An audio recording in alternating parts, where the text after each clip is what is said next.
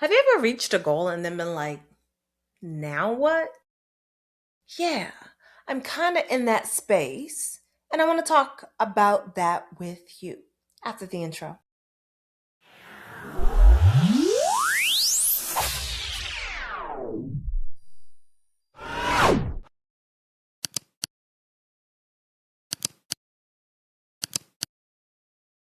And welcome back to another episode of the Daily Donna with me, your host, Dr. Donna Oreo, sex and relationship therapist in the Washington, D.C. metro area, author of Drink Water and Mind Your Business, a Black woman's guide to unlearning the BS and healing self-esteem. Baby, the blue is back. It wasn't gone for very long.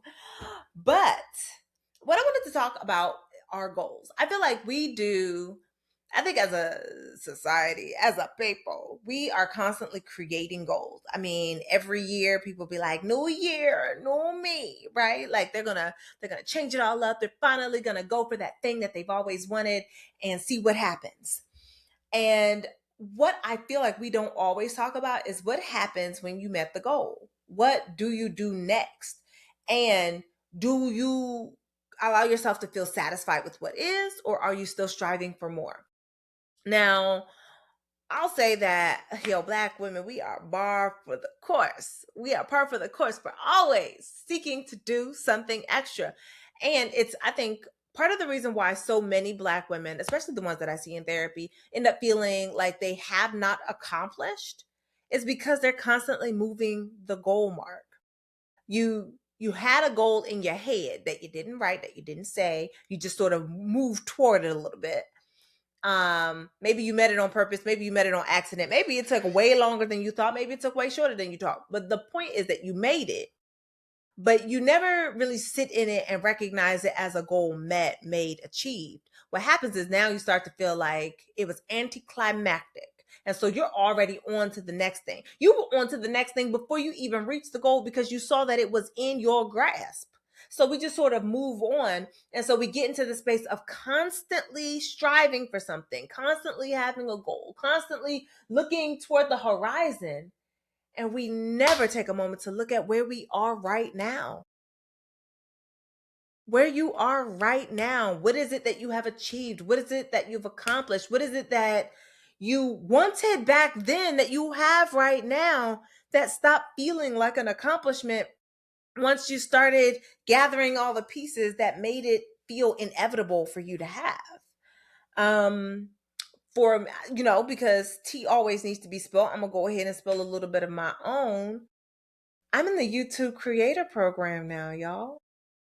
I have been wanting to be in the YouTube creator program since I found out that there was one, right? Once I saw the way that they put out the eligibility, 3 videos, you had to get, what was it, like 500 subscribers was the first goal.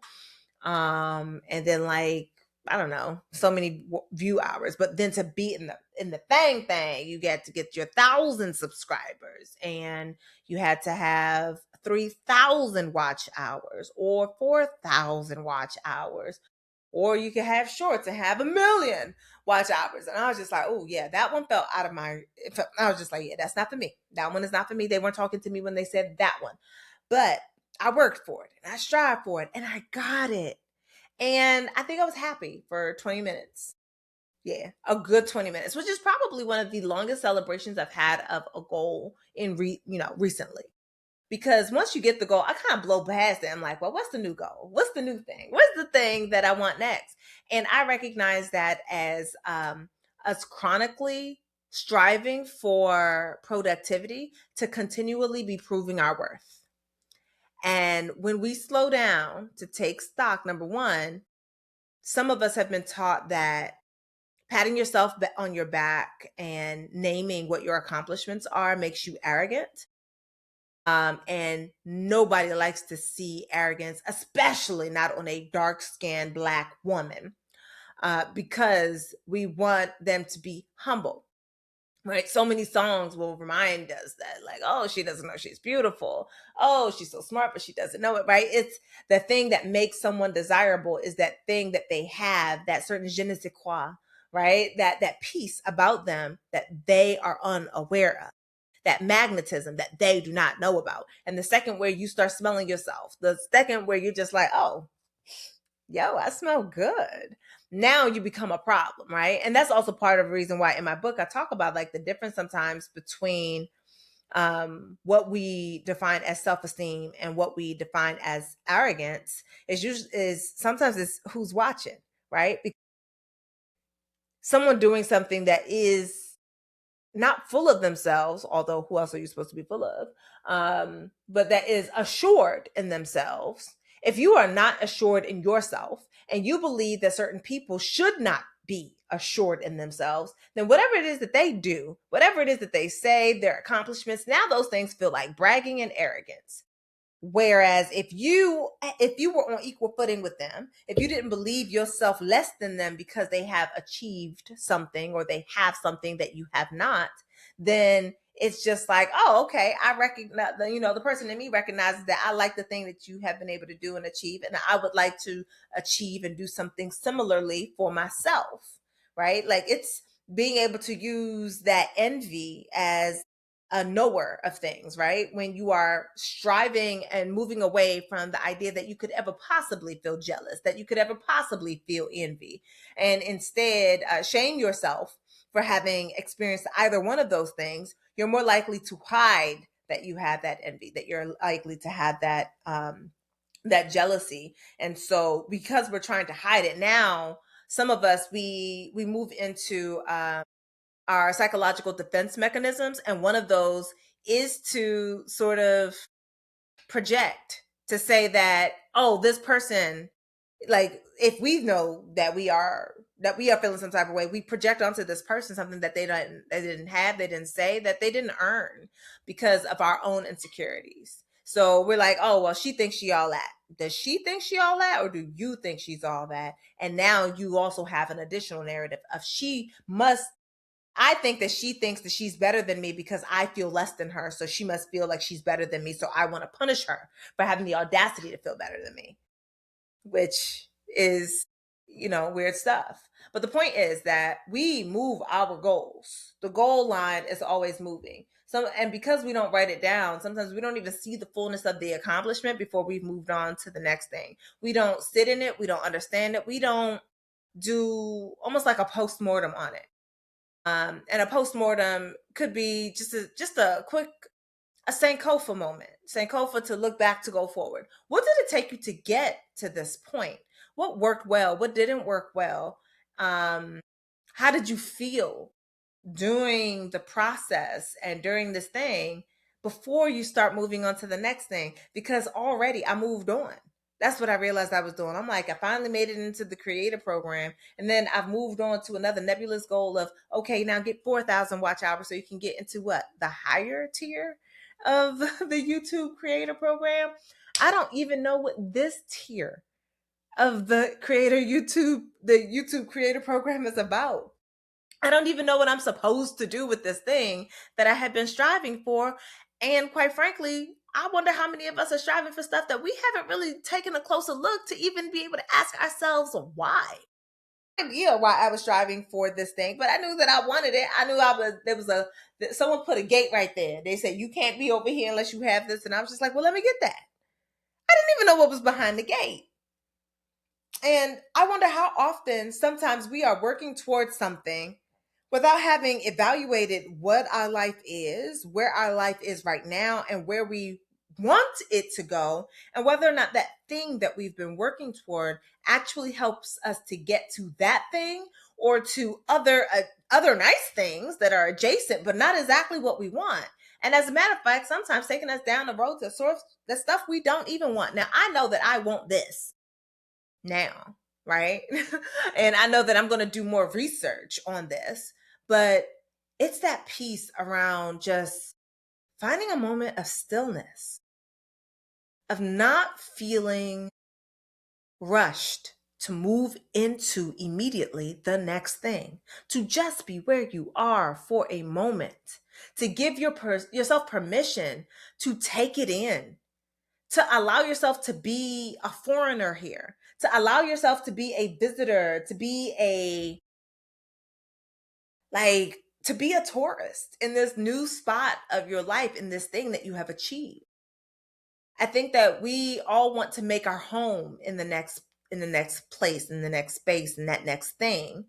But I think that really what we have done is we've made our home the transport, right? So it's like a train stops here and it stops here and it stops here. And we keep saying that, oh, we can't wait till we get over here, right? Like I'm thinking about Amtrak, right? So say like you start off in DC, there, you got stops in maybe in Delaware, in Philly, and like one of your final destinations is New York, and you really want to get to New York. And it's like, okay, you got these stops. I think that it's like, oh, I'm right here. I'm in DC right now. I'm really trying to get to New York. And I think that that's the little achievements. And then when we get to New York, we now have a new achievement. Now it's like, oh, I need to get to Massachusetts, right? I need to get to Rhode Island. Yeah, I need to maybe go the other way and go to Florida, right? I need to go to Canada, whatever it is, right? Like there's a new stop that you've added to this ride. And I think that for many of us, our our goals are not the destinations. It's the train. We have packed up our stuff and we live on the train. We don't, we're not actually trying to get to a destination. We just live on the train, which means that you're never done, which I think feels sad. The idea that you are never finished or that you never get off the train, right? Like it's okay to not be done, but I think there's something to be said about living on the train, especially unexamined, without having consciously made a choice about whether or not you actually wanted to stay on the train. And so we just stay on the train. And I think that that is what I did. I think that I packed up my goals, my life, and put it on a train, which is constantly in motion, constant forward movement. Yes, there are these stops, but I don't even get off, right? Like I recognize that, yeah, we stopped here, but this is not my destination, so I'm gonna stay on the train. Or even being like, yeah, this was my destination, but I changed my destination. I changed my mind. Today, I would like you to just take a moment to sit in the thing that you've achieved, to note what you have done, what you've gained, what you've accomplished, what you've experienced, to bask in the joy that the thing that you said at some point that you wanted, that you got it, no matter how long you had it, to be able to say that, yeah, I did that. I had that. I lived that. And now I'm choosing to move into the next thing. If that's what you're doing, if you're not choosing to move into the next thing, like I'm going to stay here a while. I would like to visit. I would like to know the fullness of what this thing is, how I feel in it, how I live within it before I make another goal for myself. I hope that you'll join me in doing that process and doing this little project because I think I was a little bit too ready to now be like, okay, now I got to get to 2,000 subscribers. I look like, girl, you don't even know what you want to say. Not true. I do know what I want to say, but I don't know how I want to say it. I think I'm still learning this medium in this way. And I think before I make a decision about what else I should do, what would be the next goal that I'm supposed to make, because I'm always supposed to be a creature in producing something or being productive in order to earn my value, at least according to this system. Instead, I'm going to snatch my value back. I'm going to remind myself that the constant doing, the constant striving is not the thing that gives me value, and it is not the thing that means that I've earned my self-esteem. That because I have. And that I don't have to do anything more than what I've already done. So, celebrate with me. I'm a part of the YouTube Creator Program. Tell me what that means for you. Like, what more would you want to see from me? What more can I produce for you? And if there's synergy, if it feels right, safe and sane, I am more than open to that. But I'm also open to you.